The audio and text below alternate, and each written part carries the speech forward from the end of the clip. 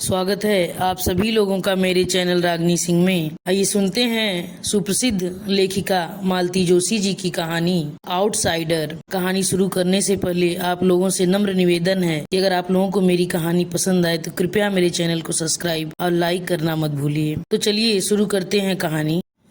Station से लौटते हुए रात के 11 बज गए थे। नए जोड़े के हनीमून पर रवाना होते ही शादी का कार्यक्रम एक तरह से संपन्न हो गया था। नीलम थकान से निढाल हो रही थी, पर सब कुछ ठीक से निपट जाने से मन एकदम हल्का हो गया था। अब वह निश्चिंत होकर बिस्तर में दुबक जाना चाहती थी, पर जनता का इरादा कुछ और ही था। बच्चों को जबरदस्ती सोने के लिए भेजकर सबके सब ड्राइंग रूम में ही जम गए थे। थोड़ी देर बैठ लो न दीदी, पूनम ने कहा। पिछले दिनों इतनी भागम भाग मची रही कि फुर्सत से बैठकर दो बातें भी न हो पाई। पम्मी ठीक ही कह रही थी। घर की इस आखिरी शादी में पूरा परिवार इकट्ठा हो गया था। सुदीप तो इतनी दूर कनाडा से आया था, पर कुशल क्षेम पूछने के अतिरिक्त उससे भी ज़्यादा बातें करने का वक्त नहीं मिल पाया था। पूरे वक्त आपाधापी ही मची रही। अब जाकर थोड़ी फुर्सत मिली है तो इन लोगों के जाने की घड़ी भी पास आ गई है। पूनम 4 दिन बाद अपने ससुराल चली जाएगी। सुदीप भी अपने ससुराल वालों से मिलना चाहेगा। भला इतनी दूर बार बार आना कहाँ होता है। शादी के बाद पहली बार तो आना हुआ है। सुषमा भी तो अपनों से मिलने के लिए कुल बुला रही होगी। सोने का प्रोग्राम मुलतवी कर नीलम अपनी प्रिय कुर्सी पर बैठ गई। एक सुमीत को छोड़कर उसका पूरा परिवार उसके सामने था। सुदीप, सुजीत दोनों भाई, उनकी बहुएं सुषमा और अलका, बहन पूनम और उसके पति नरेश। अपने इसी परिवार के लिए वह पिछले 25 वर्षों से खटती आ रही थी। आज छोटे की शादी के साथ उसकी सारी जिम्मेदारियां पूरी हो गई थीं। वह अपने आप को बहुत हल्का और कृतार्थ अनुभव कर रही थी। तुम सब लोग आ गए, बड़ा अच्छा लगा। शादी में रौनक हो गई, उसने भाव विभोर होकर कहा। दीदी, हम लोगों को तो खैर आना ही था, पर असली रौनक तो बड़े भैया के आने से हुई है। पम्मी बोली। पिछले दोनों शादियों में वे नहीं थे तो बहुत बुरा लग रहा था। इस बार तो उसे आना ही था, घर की आखिरी शादी जो थी, नीलम ने कहा। अरे इसके लिए तो समधी जी से भी लड़ गई थी। साफ कह दिया था कि भाई साहब जब तक बड़े का प्रोग्राम नहीं आता मैं शादी की तारीख तय नहीं कर सकती। घर की आखिरी शादी है, सबका होना निहायत जरूरी है। दीदी, तुमने मेरी छुट्टी का इंतज़ार किया, सचमुच बड़ा अच्छा किया, पर बार बार यह आखिरी शादी का जुमला क्यों रट रही हो? दीपू, मेरा मतलब इस जनरेशन की शादियों से था। तुम्हारी प्रिया तो अभी बहुत छोटी है। मैं प्रिया की शादी की बात नहीं कर रहा। तो दरअसल हम लोग कहते कहते सुदीप चुप हो गया। सहारे के लिए उसने सुजीत और पूनम की ओर देखा। सुजीत ने तो संकोच से आंखें झुका लीं, पर पूनम तो हमेशा से बोल रही है। झट बोल उठी। दीदी, बड़े भैया का मतलब है कि अब आपकी सारी जिम्मेदारियां समाप्त हो गई हैं। अब आपको भी सेटल हो जाना चाहिए। But I am quite well settled. उनका मतलब है अब आपको भी शादी कर लेनी चाहिए। पम्मी, तुम पागल तो नहीं हो गई? नीलम ने बहन को बुरी तरह डपट दिया। उसे सचमुच गुस्सा आ रहा था। भला यह भी कोई बात हुई? सामने घर के दामाद बैठे हुए हैं, बहुएं बैठी हैं, उनके सामने इस तरह की बचकानी बातें करनी चाहिए भला? यह तो अच्छा हुआ जो सुमित और नेहा चले गए हैं, नहीं तो वह नई लड़की अपने मन में क्या सोचती। छी, अभी वह अपनी शर्म से उबर भी न पाई थी कि नरेश बोल उठे। दीदी, पम्मी ठीक कह रही है। यह सिर्फ उसके या बड़े भैया के मन की बात नहीं है, हम सबकी यही इच्छा है। इस घर के लिए आपने इतना कुछ किया है, एक तरह से अपनी पूरी जिंदगी ही होम कर दी है। इसलिए सब चाहते हैं कि अब आप भी इत्मीनान की, आराम की जिंदगी बसर करें। आप नहीं जानती कि अपनी गृहस्थी में रच बस जाने के बाद भी इन सबके मन में एक अपराध बोध पलता रहता है। एक कांटा सा हरदम चुभता रहता है। पम्मी तो पता नहीं कितनी बार कहती है कि काश दीदी का भी घर बस जाता तो मैं जी जाती। अब घर के दामाद को डांटा तो नहीं जा सकता, इसलिए फीकी हंसी हंसकर नीलम ने कहा, मैं तुम लोगों की भावना समझती हूँ नरेश, पर घर बसाने की भी एक उम्र होती है। होती क्यों नहीं, जरूर होती है, और आप अभी भी उस उम्र के दायरे में ही हैं। वे तो शुरू से आप सबकी गार्जियन बनी रहीं, इसलिए अपने आप को बुजुर्ग समझने लगी हैं। नहीं तो 45 भला कोई उम्र होती है? आप चाहें तो अब भी आपके लिए दर्जनों प्रस्ताव आ सकते हैं। नीलम ने कोई जवाब नहीं दिया। ऐसी बचकानी बातों का कोई जवाब भी क्या दे। उसने तो महज मजाक समझा, पर वे लोग सचमुच दर्जन भर प्रस्ताव बटोर लाए थे। लगा कि छोटे की शादी का तो बहाना था, वे लोग शायद इसी अभियान के लिए इकट्ठा हुए थे। उन लोगों की गुपचुप खिचड़ी पकती रही और उसे कानों कान खबर तक नहीं हुई। उसे तो तब पता चला जब एक लंबी चौड़ी लिस्ट उसे थमा दी गई। फिर भी उसने इस बात को गंभीरता से नहीं लिया। केवल मनोरंजन के लिए वह पूरा ब्यौरा पढ़ गई थी।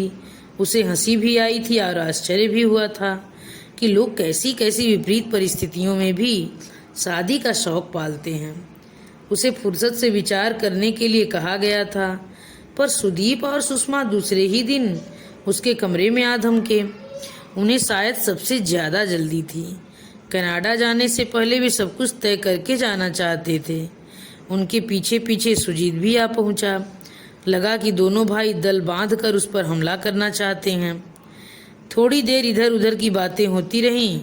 फिर सुदीप ने एकाएक पूछ लिया, दीदी तुम्हें वह लखनऊ वाला प्रपोजल कैसा लगा? कौन सा? वो वस्ती जी वाला? ना बाबा, शादी के तुरंत बाद नानी बनने का अपना कोई इरादा नहीं है। तो बरेली वालों को देख लेते हैं, सुषमा ने सुझाव दिया। उनके 2 बेटे ही हैं शायद, वे भी अभी छोटे हैं, और उन बेटों को भी वे हॉस्टल में रखने को तैयार हैं। सुदीप ने जानकारी दी। इसी को कहते हैं हिप्पोक्रेसी। इधर तो ये प्रचारित करेंगे कि हम सिर्फ बच्चों की खातिर शादी कर रहे हैं, और फिर उन्हीं बच्चों को हॉस्टल में ठूसने को भी तैयार हो जाएंगे। ऐसे 2 मुँहे लोगों से मुझे सख्त नफरत है। जाने दो, बरेली वालों को गोली मारो, सुजीत बोला। मुझे तो नरेश के जीजा जी वाला प्रस्ताव बहुत अच्छा लगा है। एक तो महाशय डिप्टी कलेक्टर हैं, दूसरे थोड़ा बहुत लिखने पढ़ने का शौक भी रखते हैं। He will be a perfect companion. उन्हीं की बात कर रहे हो ना, जिनकी लड़की ने आत्महत्या की धमकी दी है? अरे क्यों मेरे सिर हत्या थोपना चाहते हो? अरे इन धमकियों से कुछ नहीं होता दीदी। पम्मी की सास ने भी तो कहा था कि अगर ये शादी हुई तो मैं मिट्टी का तेल छिड़क लूँगी, पर क्या हुआ? कुछ नहीं। 2-4 साल मुंह फुलाए रही, अब सब ठीक ही चल रहा है। जीतू, किसी दिन फुर्सत मिले तो पम्मी से पूछना ये 2-4 साल उसने कैसे काटे हैं। एक तो वह शुरू से ही दिलेर है, फिर प्यार का जोश भी था, इसलिए सब कुछ हंसते हंसते झेल गई। वैसे भी कच्ची उम्र में सहना आसान होता है, पर इस उम्र में इतना तनाव मैं नहीं झेल पाऊंगी। 20 साल की उम्र से मैदान में खड़ी हूँ, परिस्थितियों से लड़ते लड़ते तंग आ गई हूँ, थक कर चूर हो गई हूँ। अब जाकर थोड़ा सुस्ताने की मोहलत मिली है। मैं इस मोहलत को भरपूर एंजॉय करना चाहती हूँ। यह मत समझना कि मैं तुम्हारी भावनाओं को समझती नहीं हूँ, समझती भी हूँ और कद्र भी करती हूँ, पर मेरे लिए इतनी सोच विचार करने की सचमुच ज़रूरत नहीं है। अब मैं सिर्फ शांति चाहती हूँ, शांति और आराम, बस, इससे ज़्यादा कुछ नहीं। Thanks all the same. तीनों अपना सा मुँह लिए उड़ गए। कमरे से बाहर 2-4 कदम ही गए होंगे कि सुषमा बोली, मुझे मालूम था वे मना कर देंगी। इतने दिनों तक इस घर में बॉसिंग करती रही हैं, ससुराल में धौंस डपट सहना उनके बस का थोड़े ही है। क्या बात करती हो भाभी, अब इस उम्र में उनसे धौंस डपट कौन करेगा? क्या औरों की न सही, पति की तो सहनी पड़ेगी, उसकी जी हजूरी तो करनी पड़ेगी। अनचाहे ही सारी बात नीलम के कानों से टकरा गई। उसने सोचा सुषमा ठीक ही कह रही है। इतने दिनों तक इस घर में एक छत्र शासन करने के बाद अब वह किसी का शासन स्वीकार नहीं कर पाएगी। शादी के इस पहलू पर तो उसने सोचा ही नहीं था। अच्छा ही हुआ जो यह किस्सा शुरू होने से पहले ही उसने खत्म कर दिया। पर कहाँ 24 घंटे भी नहीं बीते और पूनम ने उसे घेर लिया। उसने तो प्रस्तावना में समय भी नहीं बर्बाद किया, सीधे ही शुरू हो गई। भैया भाभी बता रहे थे तुमने शादी से साफ इनकार कर दिया। तो और क्या करती, तुम लोगों को पागलपन का दौरा पड़ा है। तो क्या हुआ, मेरा दिमाग तो अभी साबुत है। पम्मी कुछ क्षण चुप रही, फिर धीरे से बोली, तुम हमेशा अपने ही ढंग से सोचती हो, कभी औरों की दृष्टि से भी सोचा करो। क्या मतलब? तुम नहीं जानती इन लोगों के मन पर, खासकर सुजीत और अलका के मन पर कैसा भार बना सा रहता है। अलका कहती है हम तो जिंदगी को कभी ठीक से एंजॉय नहीं कर पाए। एक अनब्याही ननद का साया हमेशा हमारी खुशियों पर मंडराता रहता है। So sad. नीलम ने हंसकर कहा, भाई अपनी अलका रानी को समझा देना कि मेरे लिए इतना परेशान होने की जरूरत नहीं है। मैंने जिंदगी की किताब से वे पेज बहुत पहले फाड़ कर फेंक दिए थे जिन पर शादी की इबारत लिखी हुई थी। दीदी, क्या वे पेज फिर से जोड़े नहीं जा सकते? पम्मी, तुम नहीं जानती अरमानों को दफन करना कितना असहनीय होता है। उन्हें वापस जिलाना तो शायद और भी पीड़ा देगा। और मुझे डर है कि अगर मुझे मजबूर किया गया तो मैं सपनों के टूटे हुए सिरे को वहीं से उठाना चाहूँगी जहाँ छोड़ा था। मैं समझी नहीं दीदी। पम्मी, मेरी उम्र चाहे जो भी रही हो, मेरे सपने अभी भी किशोर हैं। मेरे भाई लोग जैसे एंटीक पीसेस मेरे सामने परोस रहे हैं, उनसे इनका कोई मेल नहीं है। दीदी, ट्राई टू बी प्रैक्टिकल। अगर तुम्हारी शादी समय से हो गई होती तो हमारे जीजा जी भी आज उम्र के इस दौर में होते। समय से शादी नहीं हुई, यही तो परेशानी है पम्मी। पति पत्नी साथ साथ बुढ़ाते हैं तो कोई फर्क नहीं पड़ता। उस लंबी यात्रा में इतनी सारी चीज़ें जिंदगी से जुड़ जाती हैं कि उम्र का एहसास पीछे छूट जाता है।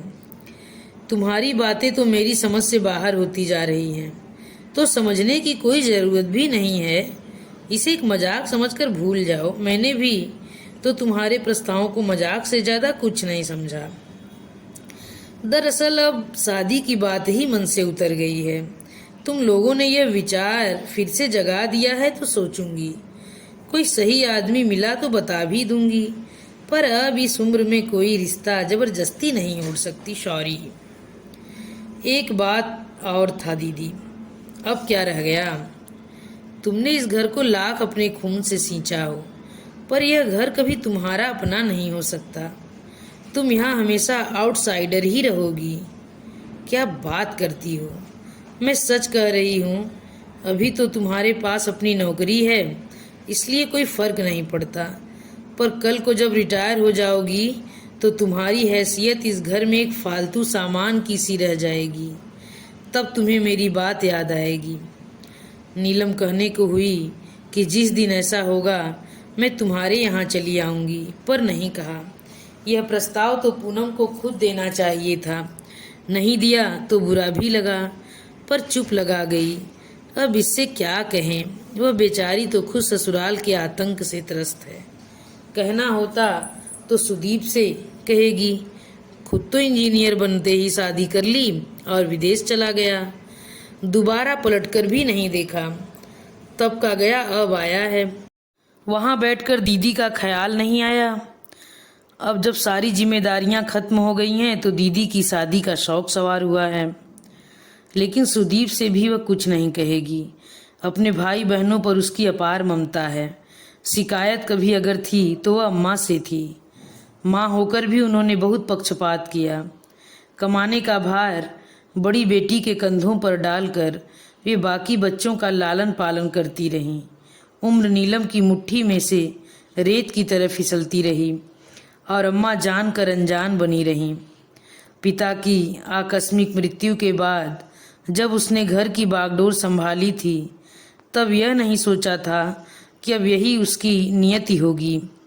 मन में एक क्षीण आशा थी कि कल को भाई जब किसी लायक हो जाएंगे तो वह अपनी जिंदगी जी सकेगी, पर वह आशा दुराशा ही साबित हुई। दीपू के इंजीनियर होते ही उसके लिए रिश्ते आने लगे। अम्मा एकाएक बहू का चेहरा देखने के लिए व्यग्र हो उठी। शादी के बाद जब दीपू के साले ने उसे कनाडा बुला लिया तो उससे ज़्यादा खुशी अम्मा को हुई। घर में एक अनब्याही लड़की बैठी है और उसकी शादी बेहद ज़रूरी है, इस तथ्य से अम्मा ने जैसे आंखें ही मूंद ली थीं। अगर वे जानती कि बेटे को हमेशा के लिए विदा कर रही हैं तो शायद अम्मा इतनी उत्साहित न होती। अपने अंतिम दिनों में वे बेटे को देखने के लिए तरस गई थी। चित्रों से अब उनका मन नहीं भरता था, पर नीलम की हर चिट्ठी का जवाब यही होता था कि दीदी इतनी जल्दी इतने सारे रुपए का जुगाड़ करना बहुत कठिन है और मैं बार बार सुषमा के भाई के आगे हाथ फैलाना नहीं चाहता। बेचारी अम्मा मरने के बाद भी उन्हें बड़े बेटे का न कंधा नसीब हुआ न तर्पण। उन दिनों प्रिया होने वाली थी और सुदीप का वहाँ होना बेहद ज़रूरी था, और फिर एक बार इमरजेंसी बीत गई तो उसका आना टलता ही चला गया। सुजीत भी काम करके बैंक में लग गया था, पर उसका सामर्थ्य इतना नहीं था कि वह पूनम की शादी भी करता और सुमित की मेडिकल की पढ़ाई का खर्च भी उठाता। इसलिए नीलम को मोर्चे पर डटे रहना पड़ा। पूनम की शादी का तो अच्छा खासा नाटक ही हो गया था। बड़ी कठिनाई से उन लोगों का मुंह बंद किया जा सका। फिर अच्छी सी लड़की देखकर उसने सुजीत की शादी भी कर दी। पूनम के जाने के बाद घर एकदम सूना हो गया था। अलका ने आकर उस सूनेपन को भर दिया। सुमित की शादी के लिए उसे सिर नहीं खपाना पड़ा, उसने खुद ही तय कर ली थी। घर की यह आखिरी शादी भी बड़ी धूमधाम से संपन्न हुई। अपने सारे कर्तव्यों से निवृत्त होकर कितनी खुश थी नीलम, पर इस बेवक्त की सहनाई ने सब गुड़ गोबर कर दिया। गनीमत यह हुई कि उसकी शादी का प्रसंग जिस तेजी के साथ उठा था उतनी ही जल्दी दब गया। पम्मी के चले जाने के बाद तो किसी ने चर्चा तक नहीं की। जिंदगी फिर से अपने ढर्रे पर चलने लगी। लोग अपने में मसरूफ हो गए थे। सुमित और नेहा गोवा से लौट आए थे और अब सुदीप का सामान बंध रहा था। उसने शादी के लिए 15 दिन की छुट्टी ले रखी थी, पर उसका मन हुआ कुछ दिन और बढ़ा ले ताकि ज़्यादा से ज़्यादा समय दीपू के साथ बिता सके। उस दिन ज्वाइन करने के लिए कॉलेज गई थी तो साथ में एक एप्लीकेशन भी लेती गई। प्रिंसिपल मैडम ने उस एप्लीकेशन की ओर देखा भी नहीं। बोली, आज तुम नहीं आती तो घर पर संदेशा भेजने वाली थी। क्यों, कोई ज़रूरी काम था? हाँ, ट्रांसफ़र ऑर्डर आया है। ट्रांसफ़र और प्रमोशन एक साथ। प्रिंसिपल बनकर जा रही हो? कहाँ? खैर, जगह तो बहुत दूर बस्तर में है, पर सुनते हैं बड़ी शांत जगह है। कॉलेज भी नया नया है तो ज़्यादा समस्याएं भी नहीं होंगी। लेकिन मैडम, अरे भाई, अब क्या परेशानी है? अब तो तुम्हारी सारी जवाबदारियां खत्म हो गई हैं और भगवान की दया से you are a free bird now. तुम्हें अब तो ऐसे चैलेंज खुशी खुशी स्वीकार कर लेने चाहिए, बल्कि आगे बढ़कर लेना चाहिए। सो तो ठीक है मैडम, पर मुझे नहीं लगता कि मेरे भाई लोग मुझे इतनी दूर जाने देंगे। देख लो, पर मुझे लगता है बार बार प्रमोशन रिफ्यूज़ करना ठीक नहीं है। मेरे ख्याल से यह तीसरी बार हो रहा है। मैडम फिर अपनी फाइलों में व्यस्त हो गई थी। छुट्टी का एप्लीकेशन उनके सामने सरकाकर वह लौट आई। घर आते हुए रास्ते में उसने ढेर सारी खरीदारी की।